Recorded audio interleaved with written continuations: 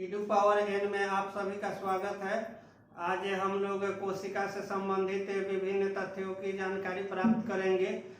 तो चलिए हम लोग जानते हैं कोशिका से संबंधित विभिन्न महत्वपूर्ण तथ्य। कोशिका का खोज सर्वप्रथम 1665 ईस्वी में रॉबर्ट हुक ने किया था। ये मृत कोशिका की खोज किए थे और लेकिन कोशिका का सर्वप्रथम खोज जो किए थे वो रॉबर्ट हुक ने ही किया था 1665 ईस्वी में। तो चलिए अब हम लोग जानते हैं कोशिका विज्ञान के बारे में कि कोशिका का अध्ययन जो हम लोग करते हैं वो साइटोलॉजी के अंतर्गत करते हैं। साइटोलॉजी में कोशिका से विभिन्न संबंधित तथ्यों की जानकारी प्राप्त करते हैं हम लोग। तो सबसे पहले देखते हैं कि कोशिका जो है उसका इंग्लिश होता है सेल। कोशिका को हम लोग अंग्रेजी में सेल कहते हैं। कोशिका क्या है तो इसके बारे में हम लोग जानते हैं। कोशिका जो है मानव जीवन या जीव का जो है आधारभूत संरचनात्मक एवं कार्यात्मक इकाई है। और आधारभूत संरचना कहने का मतलब कोशिका हमें एक आकृति प्रदान करती है, एक ढांचा प्रदान करती है और जितने भी जीव हैं उन सभी को ये आकार प्रकार और जो ढांचा प्रदान करती है वो मुख्य काम कोशिका का होता है। चाहे वो पादप हो, पेड़ पौधे हो या जीव जंतु हो, छोटे जीव या बड़े जीव, माइक्रो ऑर्गेनिज्म हो या फिर बड़े एनिमल्स हो, ये सब का जो एक निश्चित आकार होता है। जैसे हाथी बहुत बड़ा जानवर है, उसका भी वो आकार प्रदान करता है सेल के द्वारा ही। और एक जैसे बैक्टीरिया है उसको भी आकार जो मिलता है सेल के द्वारा ही। तो सेल जो है आधारभूत क्या है, संरचनात्मक इकाई है। और दूसरा जो है कोशिका का जो मुख्य काम है वो है कार्यात्मक, रचनात्मक एवं क्या है कार्यात्मक इकाई है। सेल के द्वारा ही जो हम जितनी भी क्रियाकलाप करते हैं, जैसे अभी हम बात कर रहे हैं, बोल रहे हैं या सो रहे हैं, दौड़ रहे हैं या जितनी भी कार्य को हम संपन्न करते हैं उसमें मूलभूत जो होता है इकाई जो होता है, इकाई के रूप में जो कार्य करता है वो सेल करता है। इसीलिए कहा जाता है कि कोशिका जो है जीवन की क्या है संरचनात्मक और कार्यात्मक आधारभूत इकाई है। इसके बिना क्या है किसी भी जीव की कल्पना नहीं हो सकती है, जीव का निर्माण नहीं हो सकता है। अब हम आगे देखते हैं इस क्षेत्र में सर्वप्रथम जो खोज हुआ था कोशिका की, मृत कोशिका का खोज किए थे रॉबर्ट हुक, जो 1665 ईस्वी में सूक्ष्म माइक्रोस्कोप से उन्होंने देखा था सबसे प्रथम। और इसी क्षेत्र में जब आगे देखते हैं तो इसको 1674 ईस्वी में ल्यूवेनहॉक एंटोनी वान ने जीवित कोशिका की खोज की थी। तो जीवित अगर प्रतियोगी परीक्षा में आए कि जीवित कोशिका का सर्वप्रथम खोज किसने किया था तो ल्यूवेनहॉक एंटोनी वान ने। और सीधा अगर आए कि कोशिका का सर्वप्रथम खोज किसने किया था तो रॉबर्ट हुक ने। अब हम लोग देखते हैं कि कोशिका का जो अध्ययन हम लोग साइटोलॉजी में करते हैं, कोशिका से संबंधित विभिन्न जानकारी, क्योंकि प्लांट सेल है या एनिमल सेल है, जितने भी किंगडम है, जितने भी प्राणी हैं उनके सेल का जो हम लोग अध्ययन करते हैं वो साइटोलॉजी में करते हैं। और अब कोशिका से महत्वपूर्ण एक और जानकारी हम लोग प्राप्त करते हैं। कोशिका जो है एक झिल्ली से घिरा रहता है। कोशिका जो है क्या है एक अर्धपारगम्य झिल्ली से घिरा रहता है। अर्धपारगम्य झिल्ली कहने का अभिप्राय यह है, एनिमल सेल की बात हो रही है, क्योंकि सेल जो है प्लांट सेल होते हैं और एनिमल सेल्स होते हैं।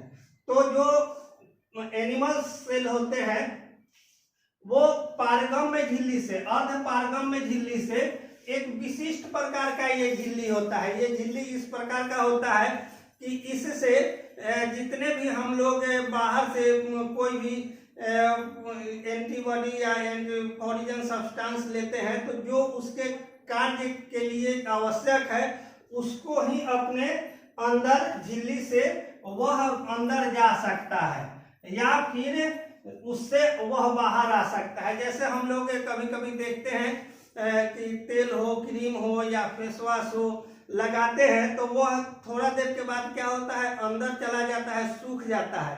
तो वह कैसे सूख जाता है, क्योंकि ये सेल के अंदर जो अर्ध पारगम में एक विशिष्ट प्रकार की अर्ध पारगम में झिल्ली बनी होती है, इससे वह क्या होती है कि अंदर की ओर चली जाती है और उसको सेल ऑब्जर्व कर लेता है, अपने आप में समाहित कर लेता है। इस प्रकार से हमारे सेल जो है वो वर्क करते हैं। अब आगे हम कोशिका से संबंधित कुछ और बातें जानते हैं बेसिक स्तर पर, बेसिक कॉन्सेप्ट के रूप में। अब इसमें क्या है कि कोशिका से संबंधित जो जब कोशिका की खोज हुई, रॉबर्ट हुक ने खोज किया और रॉबर्ट लिवेनहॉक, एंटोनी भान ने भी जीवित कोशिका का खोज कर दिया, तो इस क्षेत्र में विभिन्न वैज्ञानिकों का ध्यान आकर्षित होता है और इससे संबंधित विभिन्न जानकारियां एकत्र संग्रह की जाती है। इसी क्षेत्र में क्या किया जाता है, कोशिका से संबंधित विभिन्न सिद्धांत दिए जाते हैं और इस क्षेत्र में सर्वप्रथम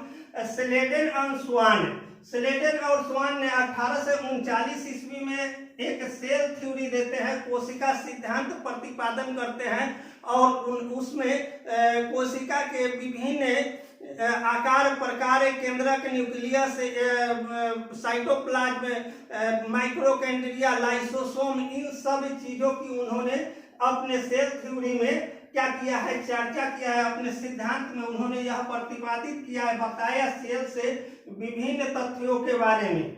अब हम आगे देखते हैं, उन्होंने बताया कि सेल जो है वह दो तरह का होता है, एक क्या होता है प्रोकैरियोटिक और दूसरा यूकैरियोटिक। अब हम लोग बेसिक स्तर पर सेल के बारे में जानेंगे कि प्रोकैरियोटिक सेल क्या है, यूकैरियोटिक सेल क्या है।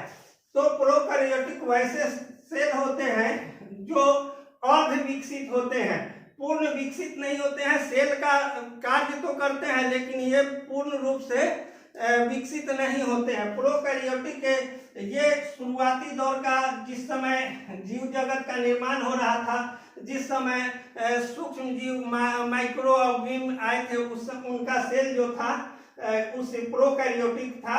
क्योंकि जितने भी सेल होते हैं इसमें प्रोकैरियोटिक सेल में सबसे बड़ी खासियत होती है कि उसमें केंद्रक नहीं होता है, केंद्रक विहीन सेल होते हैं और उसमें कोशिका विभाजन तो होती है लेकिन केंद्रक विहीन होने के कारण वह केंद्र जो जिस तरह से पूर्ण विकसित यूकैरियोटिक सेल होते हैं उस तरह के उनमें गुण नहीं पाए जाते हैं। अब आगे हम देखते हैं कि यूकैरियोटिक प्रकार के जो सेल होते हैं, जो कोशिका का दूसरा रूप होता है, यूकैरियोटिक जो सेल होते हैं ये क्या होते हैं, पूर्ण विकसित होते हैं। और ये पूर्ण विकसित होने के कारण इसमें सेल के सभी जितने भी महत्वपूर्ण अंग है वो सारे इसमें मौजूद होते हैं और इसमें केंद्रक मौजूद होते हैं। केंद्रक के साथ साथ केंद्रिका भी मौजूद होते हैं। इसमें कोशिका विभाजन भी होता है, समसूत्री विभाजन और सूत्री विभाजन, या इसमें लाइसोसोम, माइटोकॉन्ड्रिया या अन्य जो बहुत सारे जीवद्रव होते हैं वो सब भी इनके अंदर होता है। यानी कि अपने आप में ये पूर्ण विकसित सेल होते हैं, इसीलिए इसे यूकैरियोटिक सेल कहा गया है। अब हम लोग यह देखते हैं कि प्रोकैरियोटिक जो सेल होते हैं वो रचना में सरल होते हैं। रचना में क्या होते हैं, सरल होते हैं, साधारण इनकी आकृति होती है और इसमें स्पष्ट केंद्रक का कोई विभाजन नहीं होता है, स्पष्ट इसमें केंद्रक दिखाई नहीं देते हैं और इसमें केंद्रक का अभाव रहता है। और यूकैरियोटिक जो होते हैं क्या होते हैं, पूर्ण विकसित होते हैं और इसमें केंद्रक के साथ साथ केंद्रिका भी मौजूद होते हैं और अन्य भाग भी मौजूद होते हैं। अब हम लोग आगे देखते हैं प्रोकैरियोटिक और यूकैरियोटिक जब हम लोग समझ रहे हैं तो आगे देखते हैं कि कोशिका की संरचना कैसे होती है, कोशिका कैसे बनता है, किस तरह से उसकी संरचना होती है। हम लोग एनिमल सेल के बारे में बात कर रहे हैं। यानी कि एनिमल सेल में सबसे पहले हम लोग देखते हैं कि कोशिका झिल्ली को जो सेल होता है वह एक कोशिका, यहाँ सेल का फिगर है आप देख सकते हैं, देख रहे हैं। तो कोशिका जो होता है एक झिल्ली से क्या होता है, बंद आकृति होती है। ये कोशिका है और यह जो है कोशिका झिल्ली है। और ये झिल्ली जो होता है अर्ध पारगम्य होता है, एक विशिष्ट प्रकार की झिल्ली होती है। इसमें कोई भी चीज अंदर नहीं आ सकता है, नहीं प्रवेश कर सकता है। जो कोशिका के लिए आवश्यक है वही चीज पास कर सकता है और बाहर भी निकल सकता है। दूसरा जो है कोशिका जीव द्रव्य। तो जीव द्रव्य जो होते हैं वे लिक्विड होते हैं।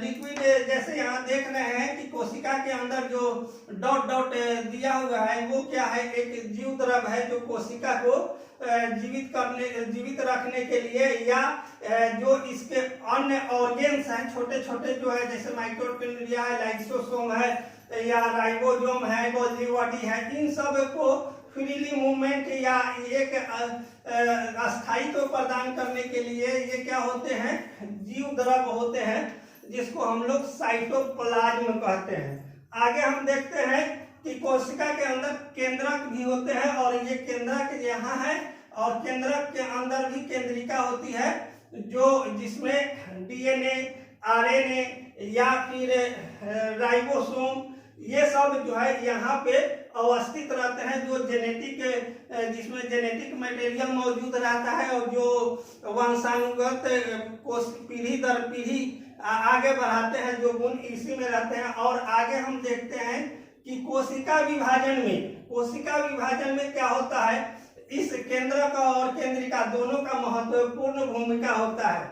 अब हम लोग कोशिका से जो कोशिकांग होते हैं उससे महत्वपूर्ण कुछ संबंधित जानकारी प्राप्त करते हैं। ये देख रहे हैं कि यहाँ राइबोसोम है।